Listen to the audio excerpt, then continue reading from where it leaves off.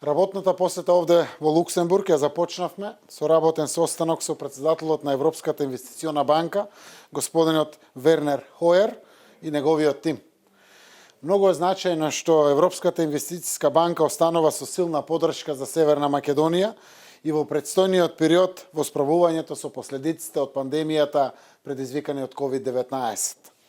Банката, минатата година, нашето стопанство го помогна со 20 милиони евра, а за оваа година председателот Хоер и заменик председателката Павлова најавија нов пакет значајни финансиски средства за поддршка на неколку сектори од нашата економија.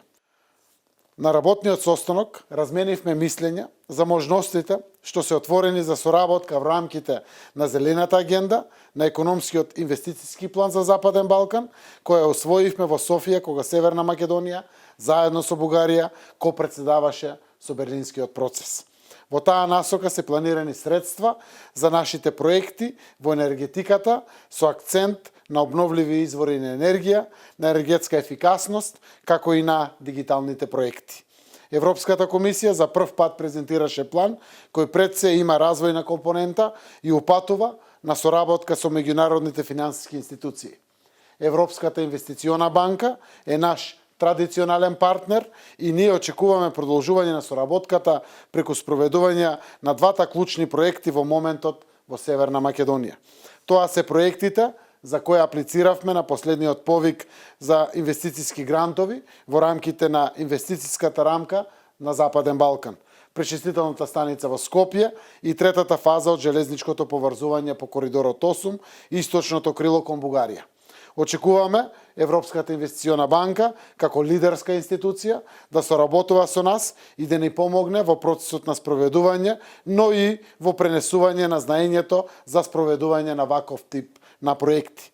На председателот Хоер му ја пренесов нашата заинтересираност за подобра соработка во спроведување на нашата инвестициска агенда, презентирана преку единствената листа на проекти, за што го поканивме Европската инвестициска банка да отвори свое представништво во Северна Македонија. Добивме позитивна реакција, секако органите на Европската инвестициона банка ќе одлучат, се надевам, позитивно за тоа. Разговаравме за многу проекти, за отварање на можноста за нови 50 милиони евра за водоводи и канализации.